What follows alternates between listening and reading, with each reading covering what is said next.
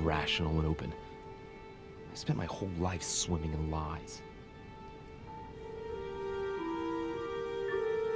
Emily, what a waste. I feel like I know nothing.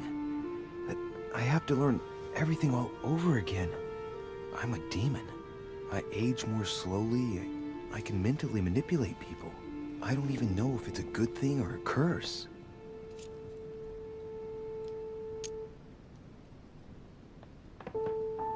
Frankly, I feel like I'm cursed. I hope I'll be able to control this new skill, otherwise my life will be hell. Damn it, what a mess. Come on, man up, Louis. I'm still the same old me. Demon or not, I'm still in charge of my actions. And this father, I know nothing about. Yes, I've still got a lot to learn. It's enough to drive you crazy. Everything I believed in, nothing holds true anymore. Pull yourself together, man. I need to find some answers. There's no way of being alone for a minute.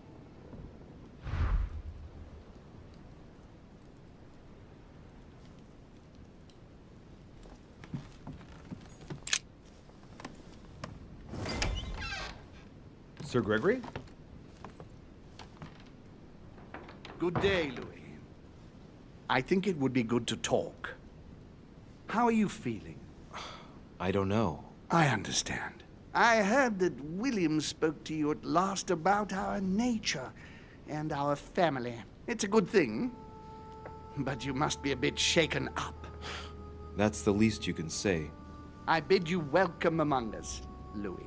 Knowing William, he probably didn't go into any detail about our family, so if you have any questions, don't hesitate to ask.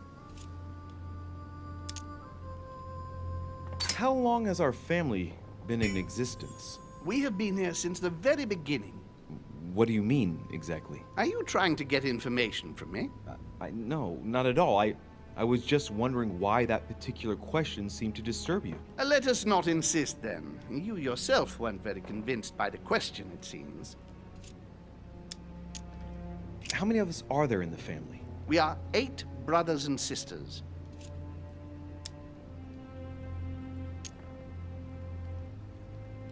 What do you mean by brothers and sisters if we can change bodies? You reason with logic. We have retained the human habit. When we first come into this world, we retain a certain attachment to our first envelope. If we are born as a man, we are brothers. If we are born as a woman, we are sisters. But I must admit, it has absolutely no real importance. They're just bodies. Well, tell me then, are there any other families like ours? There are officially 7, but we're the oldest and therefore the most powerful.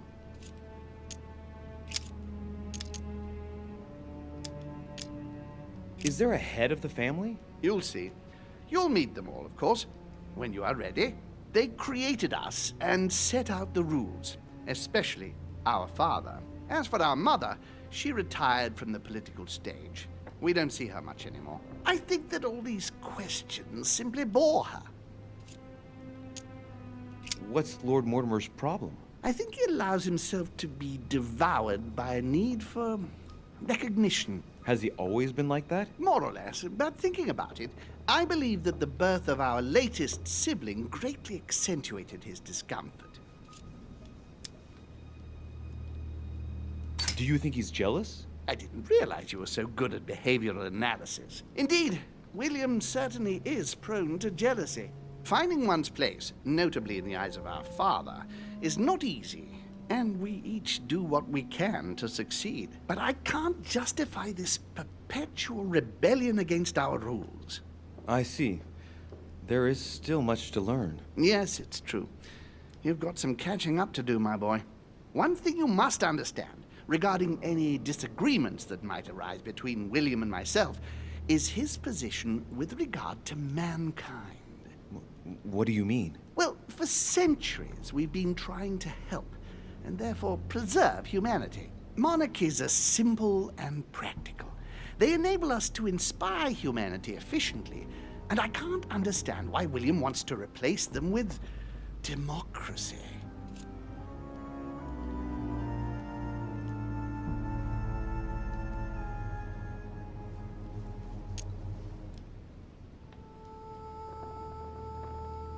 if your intention is not to dominate the human race, why not let them be master of their own destinies? I perfectly understand this type of reaction from you, less from William.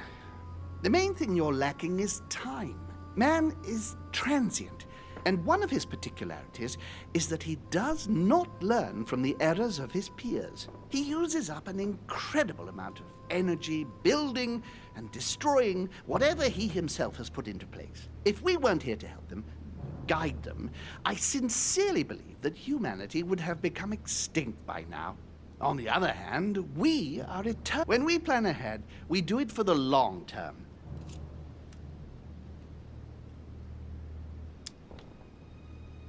Yes, I understand, but that's more like tyranny, isn't it? Well, it's all a question of your point of view.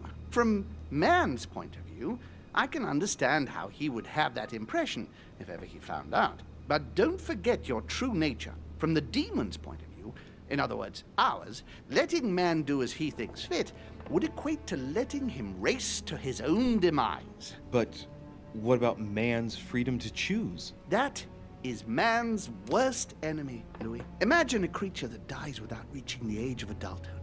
It remains a child. We have to help him, otherwise he will put himself in danger.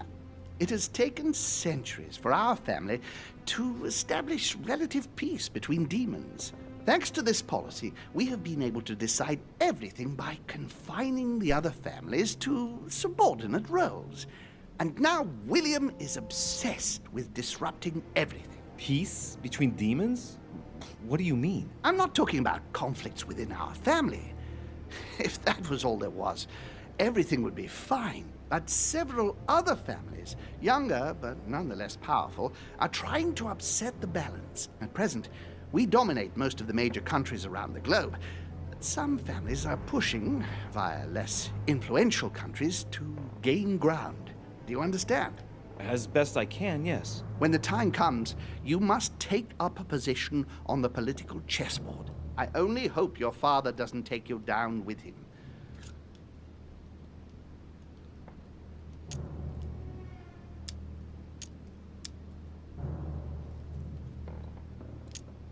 Are you offering me an alliance? Louis, I do not believe that just because your father is mistaken, all is lost for you. You owe William nothing, so there's nothing obliging you to support him. I want you to make an informed choice. Now go and see your father, see what he has to say, and then think it over very carefully. That's exactly what I intended to do. Thank you, Uncle. Don't mention it. If I've been able to help you in any way, go now.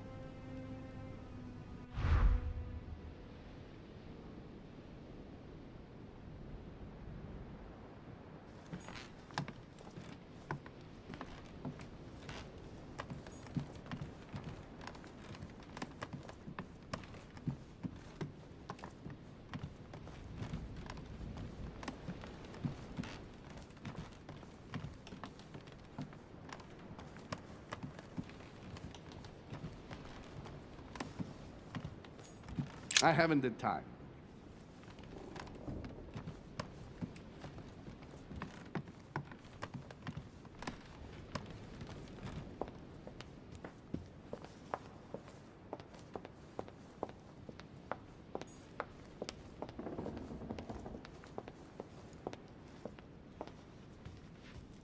Louis, busy as always, I see. How lucky you are. I must admit I'm trying to kill the boredom myself. I get the impression we're all in the same boat. And here I was thinking you might have some juicy gossip.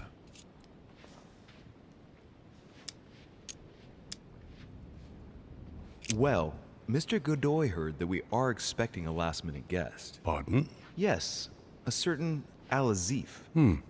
Strange. Doesn't ring a bell. Well, I might as well not hang out here any longer, if he has nothing to say. Me neither. He must have misunderstood. The conference has started. Godoy is a little too used to court intrigue, if you ask me. I agree with you. Well, nevertheless, I hope I have distracted you a little. Yes, thank you, Louis. I don't need much. And don't hesitate if you ever do have any news. I won't, Mr. President.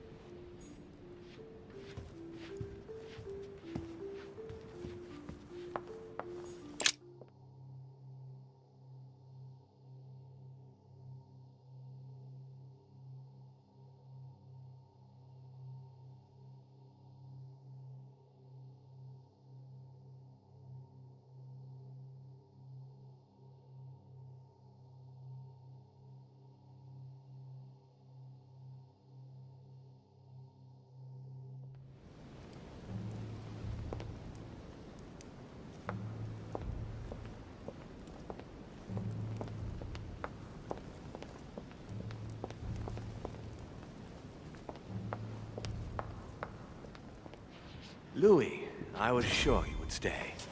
I'm proud of you. You've made the right choice. It took great maturity to forgive your sister as you did. She brought me up. I realized I owed her a lot. We all make mistakes, as Sarah well knows. Why didn't you tell me the truth about her? I thought that might be too many truths to absorb at one time. I intended to tell you afterwards.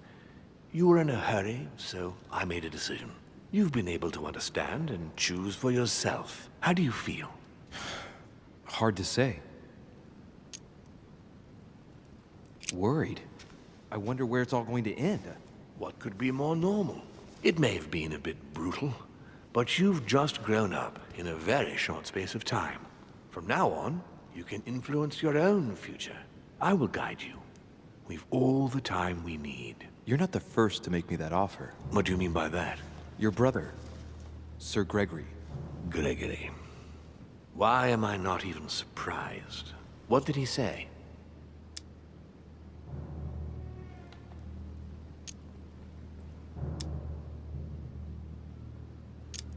I think he's worried about you. Worried? Marvelous. That's just like him. You know, in a family like ours, we all have a role to play. And his is to worry about everyone else. Let me reassure you, there's no reason for him to worry about me. And what would my role be in all of this? That's for you to decide. I'm not trying to force you, Louis. I have high hopes for you, but the decision remains yours to make. I don't impose anything on anyone. I'm just following my own path. But where does it lead? I suppose I should explain. For centuries now, demons have emerged in and around great leaders all over the world. But like true tyrants, they have governed with an iron fist in a studded glove. That's the impression I get. But you see, people's discontent is increasing, and they are too high up to hear it. They take themselves for gods. Sooner or later, the people will turn against us, just as they have in the past. Each time it's happened, many of us have died. We must master the humans, yes, but gently. And the best way of doing that is by allowing them a free choice, Louis.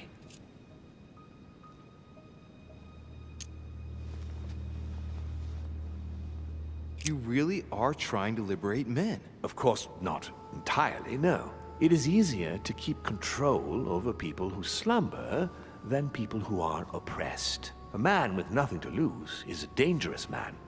Whereas, if you give him a roof, food, and entertainment, he will do whatever you want. The best way of getting them to achieve something is to make them think it was their idea. For that, they have to feel as if they are free. Hang on. What do you mean? Look at the United States. From the start, I introduced an idea that will change everything. The idea that everything is possible. Everyone can become someone. Is there anything more beautiful? You mean it's not true? Man can move mountains when he believes it is in his own interest. And what nobler cause is there than his own freedom?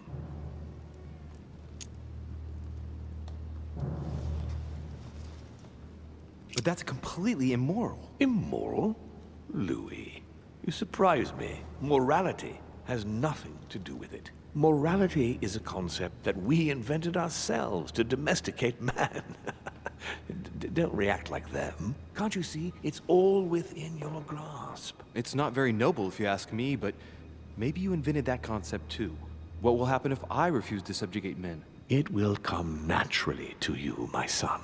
But not with the aim of subjugation, but rather to create the best balance possible. You'll see. It comes to us all after a few centuries. I'm just trying to help you save some time. They are perishable, Louis. They come and they go.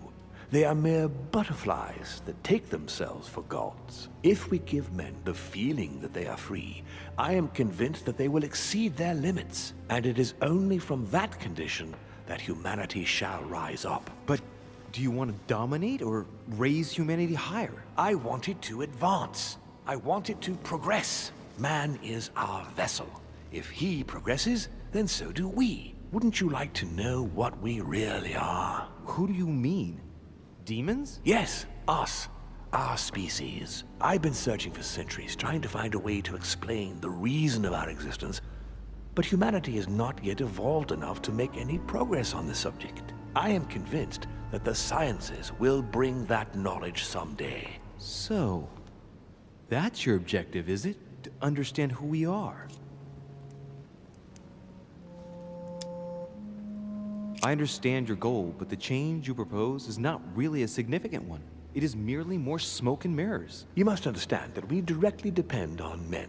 Consequently, we have to do our utmost to help them progress and to prevent them from killing each other.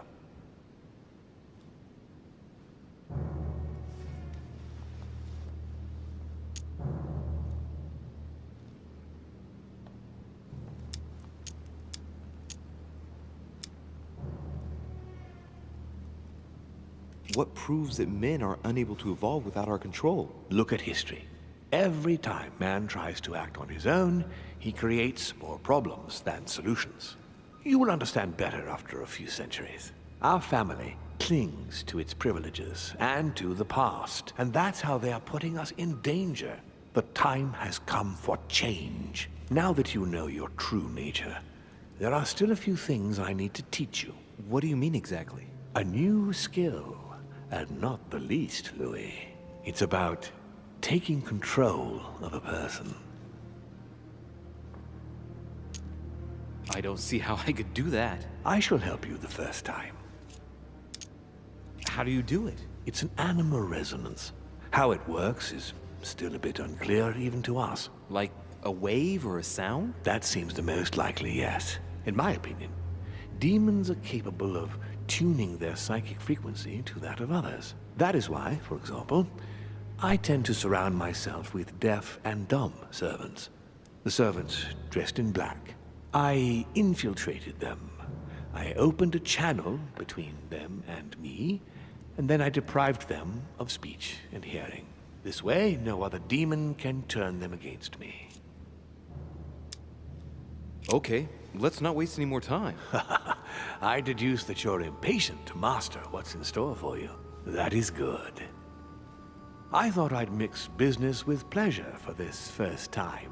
What do you mean by that? The conference will come to a close shortly, as you know. Not that I'm fed up with archaic diplomacy, but it's time to ensure the success of this project. To make this happen, I would like Piaget to inform the Pope he has changed sides. Here is my plan. I would like you to join His Eminence in his room. Just play along. We'll see when the time comes. Very well. And then? You're going to have to trust me. What we're going to do is painless for the human you are going to invade. Invade? Yes, you're going to enter his mind and take control. You're going to influence his actions and his psyche.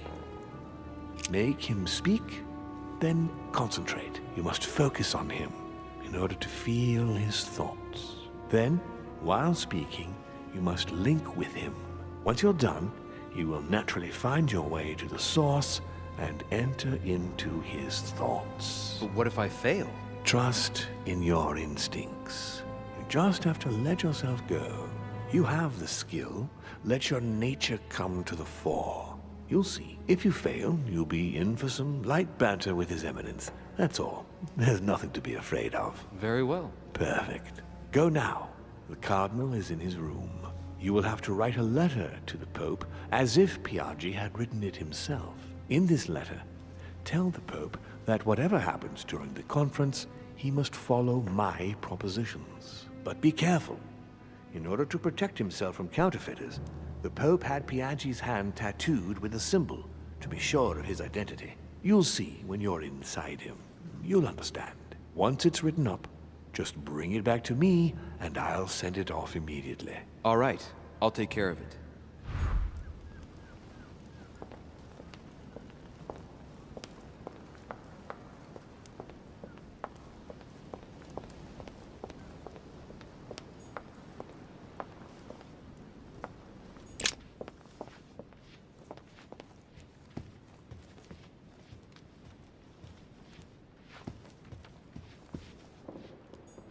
Please don't hold it against me, but I would like to be alone for a while.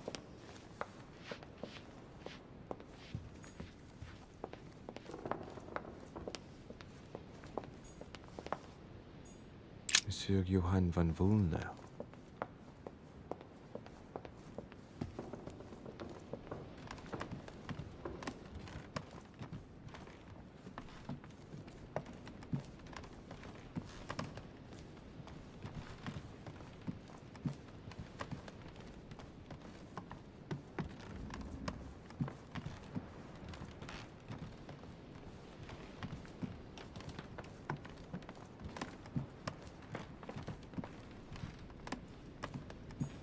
Monseigneur, His Eminence Cardinal Piaggi.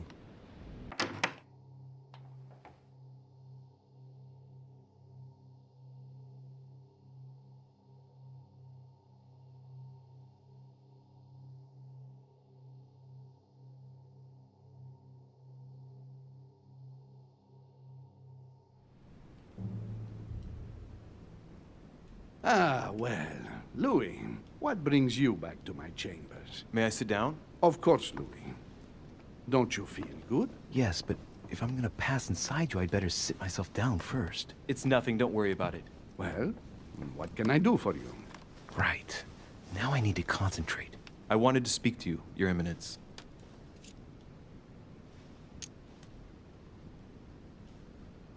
What exactly is your role with regard to the Holy Father? What? What on earth is he playing at? It's coming. You're a cardinal in Pictori. Why don't you admit it? Impertinent little brat. Louis, I don't find this conversation in very good taste. All right, it's coming. Come on, Giuseppe, let me in. What?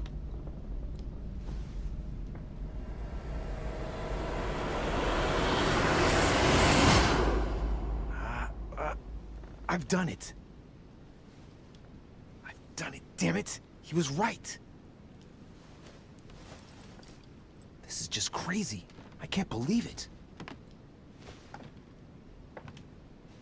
Look at yourself, Louis. Better not get caught. Whoa. I still need to get used to this body. So, let's see about what Mortimer asked me. Right. Well, it's time I got started. Let's see what I can find here to help me write that letter. I have no means to validate my forgery, so I better take my time with it and not make any mistakes. There are 2 letters from the Pope on the desk. I should be able to get a clue or 2 by checking how well they correspond to each other. And here are 3 stamps. All are different.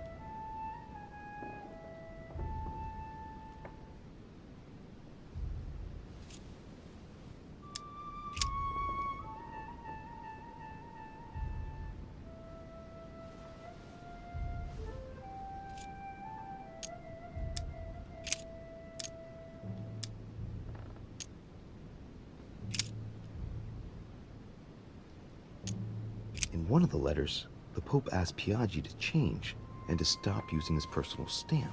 He asked him to use the one with the Pope's motto on it.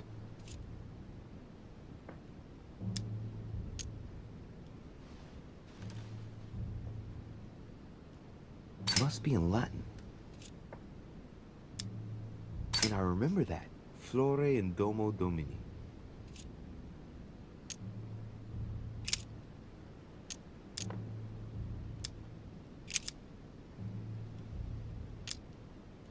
A circle with a cross inside.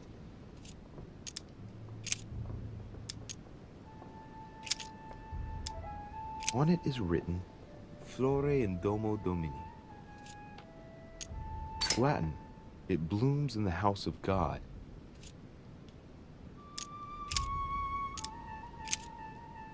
Giustizia, misericordia e umiltà.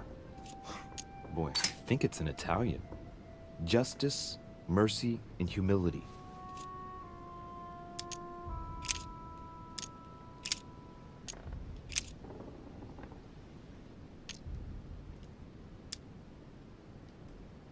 On it is written, Flore in domo domini.